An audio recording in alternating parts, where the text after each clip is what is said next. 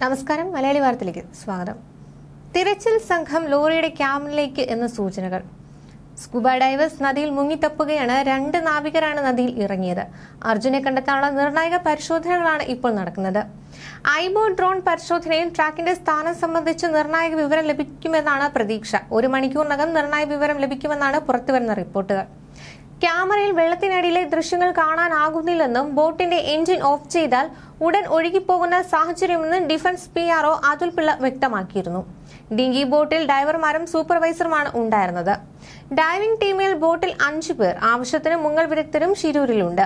ആവശ്യമെങ്കിൽ കാർവാറിൽ നിന്ന് കൂടുതൽ മുങ്ങൽ വിദഗ്ധരെ എത്തിക്കുമെന്നും കാർവാറിലുള്ള മുങ്ങൽ വിദഗ്ധരോട് തയ്യാറായിരിക്കാൻ അറിയിച്ചുവെന്നും അതുൽ പിള്ള പറഞ്ഞു.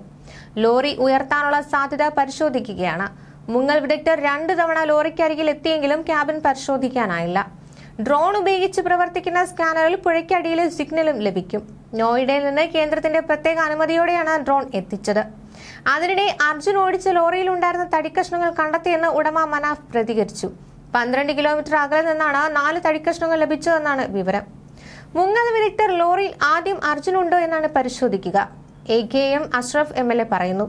ഇതിനുശേഷം ഇരുമ്പുപടം ലോറിയുമായി ബന്ധിപ്പിക്കും. പുഴയിലേക്കുള്ള ഒഴുക്ക് കുറയ്ക്കാൻ പ്ലാറ്റ്ഫോം നിർമ്മിച്ചിട്ടുണ്ടെന്നും AKM അഷ്റഫ് MLA പറഞ്ഞു.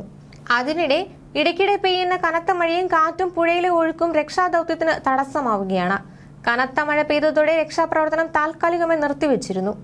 അർജുനെ കണ്ടെത്താനായി കൂടുതൽ ബൂം, എക്സ്കവേറ്റർ, ക്രെയിൻ, ലോറി എന്നിവ അപകടസ്ഥലത്തേക്ക് എത്തിച്ചിട്ടുണ്ട്. പുഴയ്ക്കടിയിലെ ട്രക്കിന്റെ കിടപ്പും സ്ഥാനവും ഐബോട്ട് പരിശോധനയിൽ കണ്ടെത്താൻ കഴിയും. എന്നാൽ മനുഷ്യ സാന്നിധ്യം തിരിച്ചറിയാൻ ഡ്രോൺ സംവിധാനത്തിന് കഴിയില്ല എന്നാണ് സൂചന. മുങ്ങൽ വിദഗ്ധരുടെ പ്രാഥമിക പരിശോധനയ്ക്ക് പിന്നാലെയാണ് ഡ്രോൺ ഉപയോഗിച്ചുള്ള പരിശോധന ആരംഭിച്ചത്.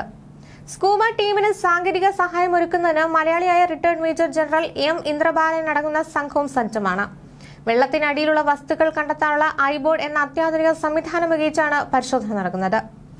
അർജുന്റെ വാഹനം കണ്ടെത്താൻ പുഴയിൽ രാവിലെ പരിശോധന നടത്തിയെങ്കിലും ശക്തമായ അടിയൊഴുക്ക് കാരണം മുങ്ങൽ വിദഗ്ധർക്ക് വെള്ളത്തിലേക്ക് ഇറങ്ങാൻ കഴിഞ്ഞിരുന്നില്ല.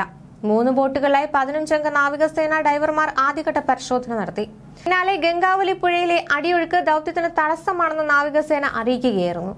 കലങ്ങി മറിഞ്ഞ വെള്ളവും ശക്തമായ അടിയൊഴുക്കും കാരണം ഇപ്പോഴും ലോറിയുണ്ടെന്ന് കരുതുന്ന അടിത്തട്ടിലേക്ക് ഇറങ്ങുന്നത് വെല്ലുവിളിയായി തുടരുകയാണ്.